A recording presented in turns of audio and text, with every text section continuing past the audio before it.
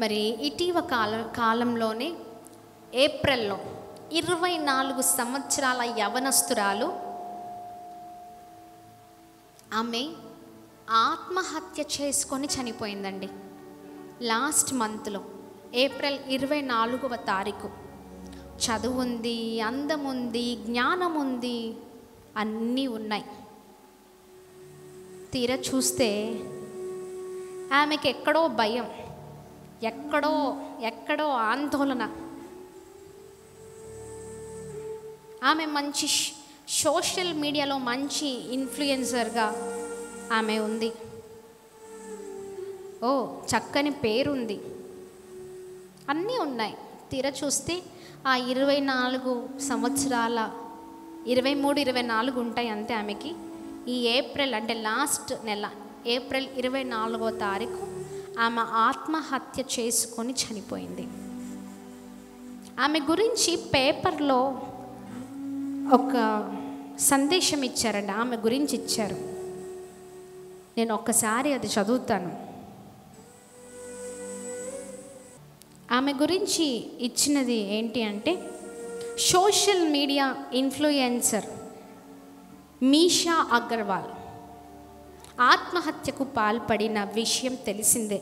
ఆన్లైన్లో తనని అనుసరించే వారి సంఖ్య తగ్గిందనే కారణంతో ఆమె ఆత్మహత్య చేసుకుందని మీషా కుటుంబ సభ్యులు వెల్లడించారు. దీంతో మీషా మృతి వార్త అంతటా తీవ్ర చర్చకు దారితీసింది. చూడండి, ప్రస్తుత సోషల్ మీడియాలపై ప్రతి ఒక్కరికి ఉన్న వ్యామోహం చూసి ఇలాంటి రోజు వస్తుందని ఎంతోమంది భయపడుతున్నారు. జీవితాన్ని మనం ప్రేమించడం కంటే ఫాలోవర్స్ సంఖ్య ఎక్కువగా ప్రాధాన్యం ఇస్తున్నాము. చుట్టూ ఉన్న వారు చూపించే నిజమైన ప్రేమ కంటే ఆన్లైన్ ప్రేమకే మొగ్గు చూపుతున్నామని భయపడుతూ ఉన్నాం. అదేవిధంగా మనం కష్టపడి ఎన్నో ఏళ్ల పాటు చదువుకున్న డిగ్రీలను లైకులు, కామెంట్స్ అధిగమిస్తూ ఉన్నాయి. ఆమె ఎందుకు చనిపోయిందంటే చూడండి, మీషా అగర్వాల్ మరి ఏప్రిల్ 24న మృతి చెందింది.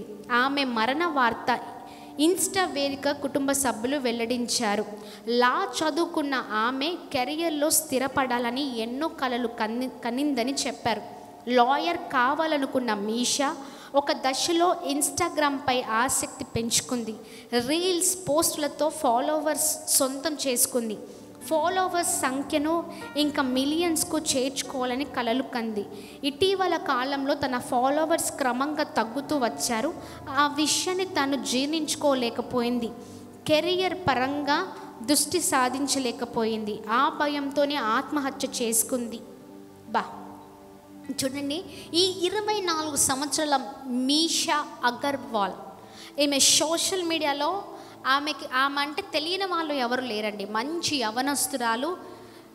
మరి ఆమె లా చదువుకుందంట. లా చదువుకొని చక్కని రీతిలో ఆమె భవిష్యత్తు ఉండాలని కలలు కంది. అంతలోనే ఆమె కాన్సన్ట్రేషన్, ఆమె శ్రద్ధ అంతా కూడా ఎక్కడికి వెళ్ళిపోయిందంటే ఈ సోషల్ మీడియా వైపు వెళ్ళిపోయింది. ఆమెను చాలామంది ప్రేమిస్తున్నారని, ఆమెను చాలామంది ఫాలో అవుతున్నారని, ఆమె చదువుని కాస్త పక్కకు పెట్టి, ఆమె కెరియర్ని పక్కకు పెట్టి, అంటే ఆమె చదువుకు సంబంధించిన కెరియర్ని పక్కకు పెట్టి ఈమె ఏం చేసిందంటే ఇంకా ఇదే జీవితం అన్నట్లుగా ఇన్ఫ్లుయెన్సర్గా చక్కగా అనేక మంది ఆమెను ప్రేమిస్తున్నారని, లేకపోతే అనేక మంది ఆమెను ఫాలో అవుతున్నారని, ఆమె వ్యూస్ మిలియన్స్లోకి వెళ్ళాలని అదే తాపత్రయం. ఉదయం నుంచి రాత్రి పడుకునేంత వరకు ఇంకొకటే అండి, ఇన్స్టాలో ఎంతమంది లైకులు కొట్టారు, ఎంతమంది ఫాలో అవుతున్నారు, ఎంతమంది మరి ఈమెని చూసి ఇంకా ఏదో నేర్చుకుంటున్నారు అన్నట్లుగా ఏదో చెయ్యాలి తపన. అయితే ఇలా వెళ్తున్న క్రమంలో ఆటోమేటిక్గా ఒకసారి ఆమె ఇన్స్టాగ్రామ్ ఫాలోవర్స్ మొత్తం తగ్గిపోయారంట. అర్థమవుతుందా? ఆమె ఇన్స్టాగ్రామ్ ఫాలోవర్స్ మొత్తం తగ్గిపోయారని, ఆమెని ప్రేమించేవారు తగ్గిపోయారని, ఆమెకి లైకులు రావట్లేదని, లేకపోతే ఇంకా ఆమె ఊహించినంతగా మరి ఆమె పెట్టే పోస్టులకు కానీ, ఆమె చేసే రీల్స్ కానీ మరి పబ్లిక్ స్పందించట్లేదని ఆమె భయంతో ఆత్మహత్య చేసుకుందంట. చూడండి, ఇంటి వారి ప్రేమ కంటే, ఇంట్లో ఉన్న వారి ప్రేమ కంటే చాలామంది ఎలా ఉన్నారంటే బయట వారు ప్రేమించాలి, బయట వారు ఆకర్షితులు అవ్వాలి, ఇంకా ఏదో ఏదో అసంతృప్తి అండి. అసలు ఇన్స్టాగ్రామ్లో ఆమెకున్న పాపులారిటీ తగ్గిపోతుంది, ఆమెని సరిగ్గా ఎవరు తీసుకోవట్లేదు, ఆమె చేసిన రీల్స్కో పెట్టిన పోస్టులకు స్పందించట్లేదు. ఈమె మంచి లా చదువుకొని చక్కని కెరియర్లో ఆమె ముందుకు వెళ్ళాల్సిన యవనస్తురాలు ఇప్పుడు ఆమె ఆలోచన అంతా కూడా మార్చబడింది. అర్థమవుతుందా? ఎంతమందికి అర్థమవుతుంది? చూడండి, అందుకనే మనల్ని మన ఫాలోవర్స్ అంటే మనకు ఫాలోవర్ తగ్గిపోతే ఏంటండి? అవునా కదా? మనల్ని ఫాలో చేసేవారు తగ్గిపోతే ఏంటి? అవునా కదా? ఇలా ఆమె భయముతో మానసికంగా కృంగుదలతో ఆమె చనిపోయిందంట. ఆమె చాలా కష్టపడి తల్లిదండ్రులు ఆమెను పెంచారు. అవునా కదా? తల్లిదండ్రుల వైపు చూడలేదు, ఆమె చదువుకున్న చదువు వైపు చూడలేదు, లేకపోతే ఆమెకున్న హోదా వైపు చూడలేదు, ఇంకా దేని వైపు చూడలేదండి. ఇంకా ఇదే ప్రాణం అని ఆ సోషల్ మీడియా ప్లాట్ఫామ్ని ఎన్నుకుంది. ఆమెని ఫాలో అయిన వారు తక్కువైపోయారని ఆ మనస్తాపానికి ఆ యవనస్తురాలు చనిపోయిందంట. ఇలా చాలామంది యవనస్తులు వారి జీవితాలను నాశనం చేసుకుంటున్నారు. ఎందుకు? పనికి రానట్లుగా వారి జీవితం అయిపోతుందండి. రోజు ఉదయం లేవగానే పెట్టిన పోస్ట్లకో రీల్స్కో ఫాలోవర్స్ లైకులు కొట్టాలి, అది మనం పెంచుకోవాలి, మనల్ని అనేక మంది చూడాలి. ఇలా చాలా మట్టు జీవితాలు ఇలాగే ఉంటూ ఉన్నాయి. అవునా కాదా? మనకేదైనా అవుతే కనీసం చూడడానికి వస్తారా? యూట్యూబ్లో కానీ ఇన్స్టాగ్రామ్లో ఫాలోవర్స్ ఎవరైనా వస్తారా అండి? ఎవరైనా వస్తారా? ఎవరు రారు. అవునా కదా? పెంచిన తల్లిదండ్రుల వైపు కూడా చూడకుండా ఆమె జీవితం ఈ రోజున నాశనము చేసుకుంది. యవనస్తురాలు మంచి భవిష్యత్తు ఉంది. ఈ రోజున చాలామంది యవనస్తుల జీవితాలు కూడా ఇలాగే ఉన్నాయి. మంచి జీవితం ఉంటే ఈ జీవితం ఇంకా అయిపోయింది అన్నట్లుగా వారికి వారే అనుకోవడం, బయట వాటికి లోకంలో ఉన్న దానికి ఆకర్షితులు ఎక్కువైపోతున్నారు. ఆకర్షిస్తుంది లోకము వైపు కాదండి. ఈ రోజున మనకి ఏదైనా అవుతే మన కొరకు ప్రాణం పెట్టేవారు, లేకపోతే మన కొరకు ఏదో ఒకటి ఇచ్చేవారు, మన కొరకు ఏదైనా ఒకటి చేసేవారు ఎవ్వరూ లేరు. అవునా కదా? తల్లిదండ్రులు మన కొరకు చాలా భారము కలిగి కష్టపడి మన కొరకు శ్రమించి మనకు మంచి భవిష్యత్తు ఉండాలని రాత్రింబగలు కష్టపడుతున్న తల్లిదండ్రుల వైపు చూడట్లేదు, కానీ ఎవరో వైపు, తెలవని వారి వైపు చూస్తూ ఉన్నాం. అవునా కదా?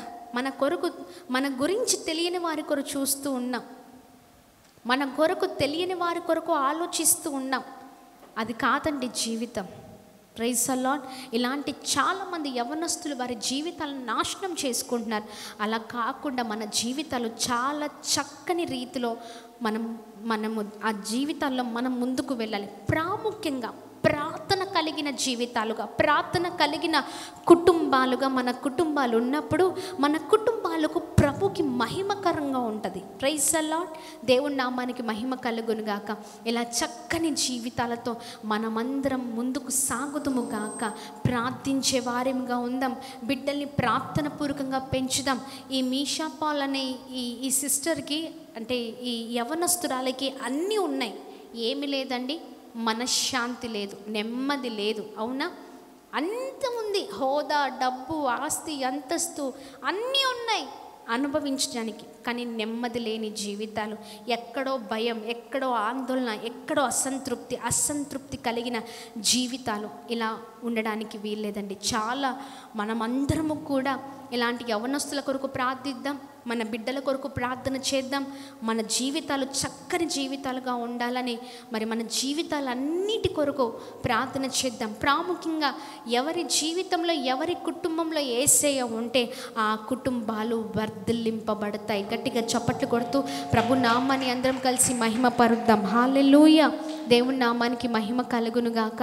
ఈ సమయంలో ప్రతి ఒక్కరం ప్రార్థన చేద్దాం. నీ కుటుంబం, నీ జీవితం కూడా సమాధానం లేని జీవితం జీవితంగా ఉందేమో, ఎన్నో ఎంతో భయము, ఎంతో వేదన, ఎంతో భయంకరమైన పరిస్థితుల మధ్యలో నీ కుటుంబం ఉందనుకుంటా. ప్రార్థన చేయి, ప్రభు అద్భుతం చేయబోతున్నారు.